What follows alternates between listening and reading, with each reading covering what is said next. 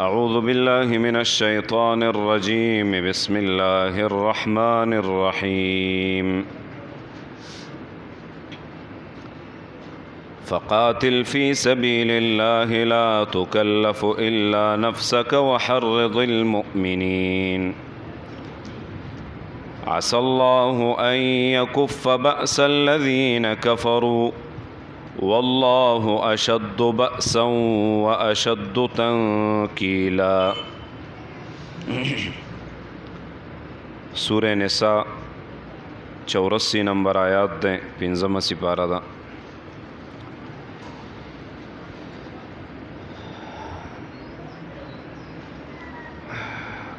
دے زینا دے آیات کے حکم د جہاد دے.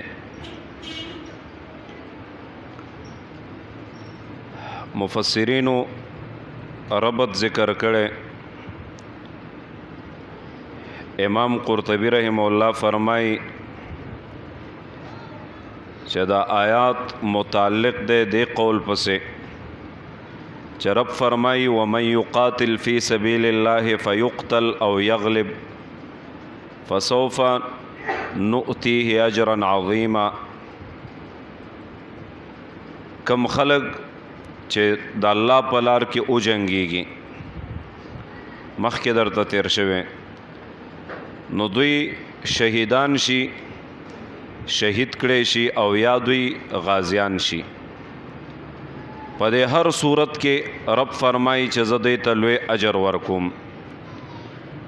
نو امام قرطبی رحمه الله فرمایي من اجل هذا فقاتل، د دې وجنا چې الله په لوی اجر ورکوي فقاتل فی سبیل الله، نو تاسو وجنګیږئ په لار د الله کې. او بل ربط ذکر کوي، رب فرمایي وما لکم لا تقاتلون فی سبیل الله، څه چل دی په تاسو چې نه جنګیږئ په لار د الله کې. فقاتل فی سبیل الله، بس وجنګیږئ په لار د الله کې. فرمایي چې معنا د دې دادا چې مپرېږ د جهاد د دشمن سره او مپرېږ د امداد کول د مؤمنانو سره. اگر کته یوازې نو یوازې لاړ شه جهاد وکا، د مؤمنانو سره امداد وکا او د کافرو سره جهاد وکا. ځکه چې ته جهاد کې نو تا ته د الله امداد ملاویږي او د الله امداد د الله په فضل سره نه پډلې او لخر سره، نو د دې وجه نه ته وجنګېږه اگر که ته یوازې مې. تفسیر خازن او امام قرطبی رحمه الله دواړه فرمایي چې د دې آیات شان نزول په باره د غزوه بدر صغرا کې شوه. کله چې ابو سفیان رضی الله تعالی عنہ د احد نه واپس شو،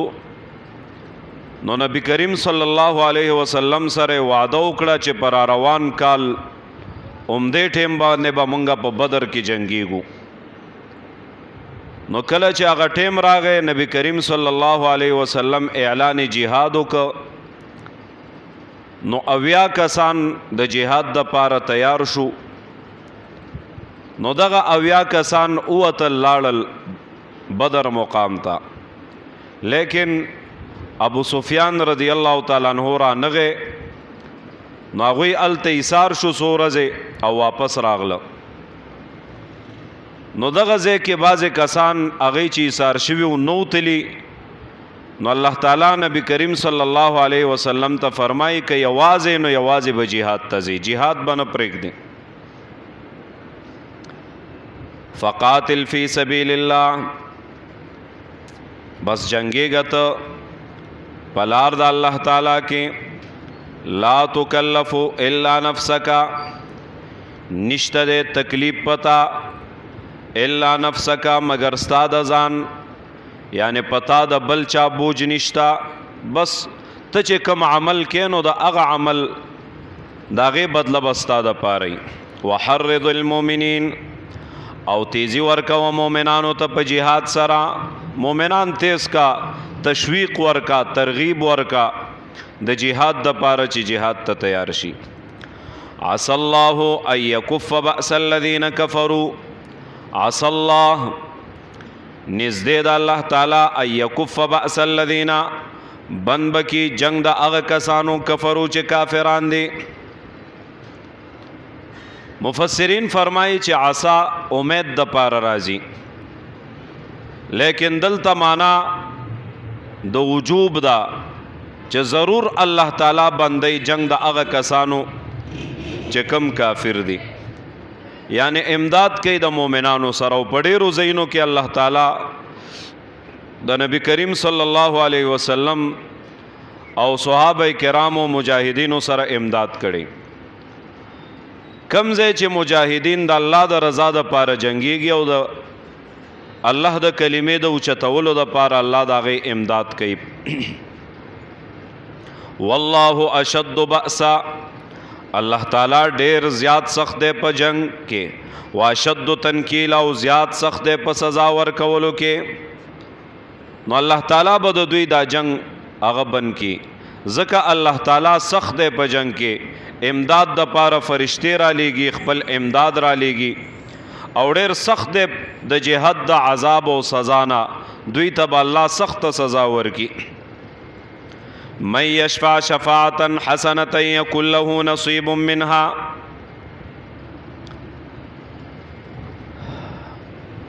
مخکې آیات کې حکم د یوازې کڅوک جهاد ته نځي، نو نبی کریم صلی الله علیه وسلم ته حکم و یوازې جهاد وکا. مفسرین فرمایي چې په دې باندې عمل ابوبکر صدیق رضی الله عنهم کړي. کله چې ابوبکر صدیق رضی الله عنه ته خلافت ملو شو، نو ډېر خلک هغې د اسلام نه واوښتل، مرتد شو، او ډېرو خلکو د زکات د ادا کولو نه انکار وکړ. نو ابوبکر صدیق رضی الله عنه هغوی سره د جهاد اعلان وکړ. عمر رضی الله تعالی عنہ پوی که چې ګوره اوس داسې وخت دی چې ټول خلک هغې مخالفت کوي، نو خیر دی سختی مه کوه، لږ نرمي وکړه، اسانتیا وکړه. ابوبکر صدیق رضی الله عنه فرمایل هغه خلک چې هغې د جهاد د زکات نه انکار کوي، دا خو د زکات نه انکار کوي، که یو پړي د زکات نه انکار وکړي چې څاروی ورکوي او پړی پکې نه و، هغې سره هم زما د جهاد اعلان دی. نو مفسرین فرمایي په دې آیات باندې عمل هغې هم کړی، یوازې د جهاد د دشمن د پاره، د دشمن د جنگ د پاره تیار شوی. د دې آیات د مخکې سره تعلق من یشفع شفاعة حسنة یکن له. مفسرین فرمایي چې کله جهادي ماحولو صحابه کرام به جهاد ته روانو، نو بعضې صحابه کرامو سره به د جهاد هغه اوزار نو، د جنگ توره غشي وغیره دا به ورسره نو. نو نور صحابه کرام به راغلل، د هغې سفارش پې وکړو چې یا رسول الله صلی الله علیه وسلم دې سره د جهاد هغه اوزار نشته. نو نبی کریم صلی الله علیه وسلم باغې د پاره د جهاد هغه سامان تیار کړ. د دوی په الټ منافقینو، نو هغې به د جهاد نه د پاتې کېدو کوشش کو، نو نورو منافقانو ملګرو به د هغې سپارش کو، او د هغې د پاره به د دروغو بانې کتلې چې د دوی دا عذرونه دي چې دوی د جهاد نه پاتې شي. نو د دوی متعلق دا آیات نازل شو، من یشفع شفاعة حسنة یکن له نصیب منها. من هغه څوک یشفع چا سفارش کوي، شفاعتا سفارش کول، حسنة د نیکۍ، یکن له نصیب منها وی به د هغې دپاره حصه، منها د هغې نه. چا د چا دپاره د نیکۍ سفارش وکړو، آیات عام دی. اوس هم یو کس دی چې د هغه ضرورت دی، او بل کس د دې ضرورتمند دپاره چاته سفارش وکړه، نو څومره اجر چې الله هغه کس ته ورکوي څوک چې د سره امداد کوي نو دومره اجر دی سفارش کوونکي تم الله ورکوي. یو حاجتمند دی او بل کس چاته وروسته خپل وس نشته بل کس ته وروسته چې دا حاجتمند دی او دا ضرورت دی هغه ور سره امداد وکړو نو الله خو هغه ته اجر ورکوي. خود چې دا تش سفارش کړي په دې باندې الله اجر ورکوي. یو کس ته هغه د ګناه کار کوي لیکن د ګناه کار ته وس نه رسی نو بل کس ورغه او د پاره سفارش کو چاته چې دته د دې شیز مثلا حکومت کې کار کوي پرمټ ورکا د ګناه د کار پرمټ تیلی نو څومره ګناه چې د هغه کېږي نو دومره کس دومره ګناه د دې سفارش کوونکي هم کېږي چا چې سفارش کړی دی. بلکې مفسرین فرمایي چې دلته د حسنتن د نیکی د سفارش د پاره نصیب ذکر شوه نصیب او التا د ګناه د پاره کفل ذکر شوه بوج ته وي نو دا بد د پاره درون بوج شي چې په د باور بوجي او په د باور باري چا چې سفارش کړي. بیا د سفارش ډېر اقسام علماء ذکر کړي. امام قرطبی رحم الله فرمای چې شفاعت حسنه دا څه شی دی نو شفاعت حسنه د نیکی شفاعت دا په نیکی هي فی البر والطاعه د نیکو په کارونو کې د چا سفارش کول او د بدی ستوي نو فی المعاصی د ګناه په کارونو کې د چا سفارش کول. او یو دو کسان وران دي نو داغه دو کسانو ستا وس نه رسید او ته داسې یو کس ته سفارش کې چې د دوی روغه وکا نو څومره چې اجر الله تعالی هغه روغې ورکوونکي ته ورکوي نو دومره اجر الله تا تم درکوي. او چا چې کوشش وکړو په غیبت کې او د دوو په جنګولو کې نو چې څومره ګناه الله هغې ته ورکوي نو دومره ګناه پې ده ته ملاویږي. دا معناګان امام قرطبی رحم الله ذکر کړي. بیا ذکر کړي چې شفاعت وقیل الشفاعت الحسنه الدعاء للمسلمین شفاعت حسنه کې دعا م راځي د پاره د مسلمانانو نور د سوس نه کېږي او منځ دیو کو لاسونه دی اوچت کړي الله ته او رب نه غواړي الله په دې مسلمانانو باندې رحم وکړي یا عام یو ملګری دی او هغه ضرورتمن او محتاج دی تا ته معلوم دی او دلته دی یو 2 رکعاته منځ کو هغه د پاره د لاس اوچت کړي چې الله دا هغه دا ضرورت پوره کړي. نو کله چې تا دعا وکړله حدیث شریف کې راځي چا چې دعا وکړه د یو ورور مسلمان د پاره د هغه په غیاب کې چې هغه نه نو الله تعالی د دعا هغه د پاره قبلې او په دغه دعا باندې فرشته امین وای او بیا دغه فرشته دعا کوي چې الله دې انسان تم د دې په مثل باندې ورکي تا چې هغه د پاره څه غوښتي دي نو فرشته ستا د پاره دعا کوي چې الله دته ورکي نو بل رور مسلمان ته دعا کوه فرشته به تا ته دعا کوي. نو اسانه طریقه دا شو چې ستا حاجت او ضرورتي نو لاسو چتو د بل رور مسلمان د پاره هغه ضرورت او حاجت هغه د الله نه غواړه فرشته به ستا د پاره دعا کوي چې الله دې تا تم درکي نو ستا دعا به یا قبليږي یا نه خو د فرشتو خو قبليږي ستا د پاره به الله قبول کړي. نو شفاعت کې دعا م راغله فرمای من یشفع شفاعتا حسنه یکن له نصیب منها چا سفارش کو سفارش دنے کئی وی بد د پاره حصہ منها داغینا ومن یشفع شفاعتا سیئا چا سفارش کو سفارش سیئا د بدی یکن له کفل منها وی بد هغه د پاره بوج د دینا کفل بی درون بوج. وکان الله او دے اللہ تعالی علی کل شیء په هر یو شیز باندې مقیتا طاقت والا. کفل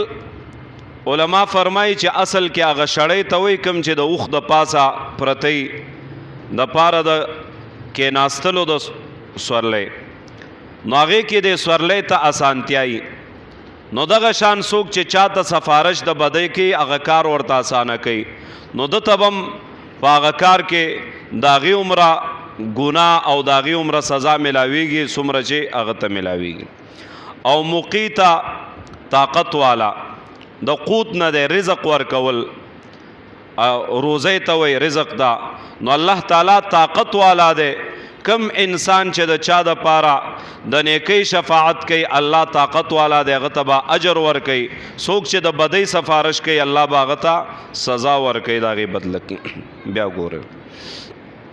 فقاتل فی سبیل الله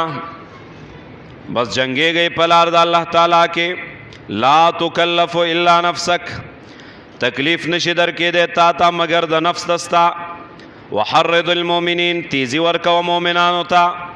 عسى الله ان يكف بأس الذين كفروا نزدې د الله تعالی بن بکی جنگ داغه کسانو چې کافران دي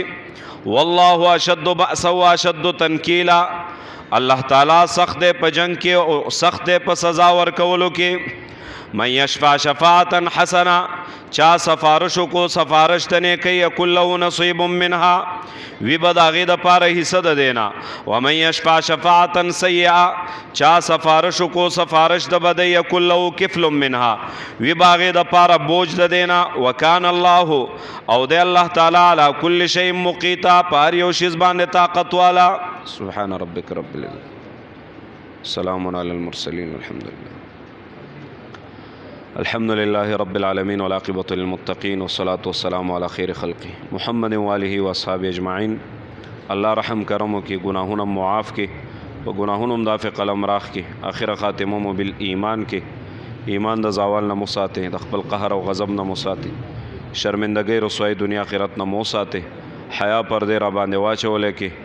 الله ظالم د ظلم نه مساته مظلوم د بد دعاو نه مساته مخلوق د محتاجۍ نه مساته کریم الله خپل ځان ته محتاج کی الله دروغ نه غیبت نه بهتان لوی او تکبر ریاکارۍ نه مساته کریم الله سینیم په نور د قرآن باندې منور کی په علوم د قرآن باندې منور کی الله څومره بیماران د اهل اسلام دی کورونو کې هسپتالونو کې د ناستو کسانو کې رب روحانی بیمارانی جسمانی بیمارانی ټولو ته صحت کامله عاجله مستمره د نیک عمل لپاره ور نصیب کی کریم الله څومره حاجتمند حاجتونه غیب و خزانونه پوره کې الله د چا څومره مشکلات حل کې کریم الله څومره کسان ستا د کتاب درس ته ناستي یا ستا د کتاب درس اوري الله د دې ټولو جولې د خیر نه ډکې کې الله د دې ټولو حاجتونو پوره کې رب د دې ټولو مشکلات حل کې کریم الله د ټولو باندې د خپل رزق او د اخلاص دروازې را پرانیستلې کې الله د دې ټولو کورونه د کور کمرې صحنونه د حلال رزق نه ډکې کریم الله په کړي ګناهونو مدافع قلم راخ کې الله د ژوند د لمحې سکند ګناهونه معاف کې کریم الله زمونږ د مدرسه اداره په لحاظ سره آباد کامیاب کې کریم الله څومره طلبه کرام دلته الله ټول کامیاب کې الله ټولو نه ښکلي علما جوړ کې الله د دین داعیان ته جوړ کې کریم الله د مسجد باندې چې چا کار شروع کړو منځ کې وفات شو الله د هغې مغفرت نصیب کې الله دا څومره کار یې کړی دا ورته سبب د بخښنې وګرځئ الله دا اخلاص ورته قبر کې په کار راولې کریم الله حشر کې په کار راولې الله مونږ ټولو باندې ورحمېږي الله مونږ ټولو ته د نیکۍ توفیق را نصیب کې وصلی الله تعالی علی خیر خلقه محمد و آله و صحبه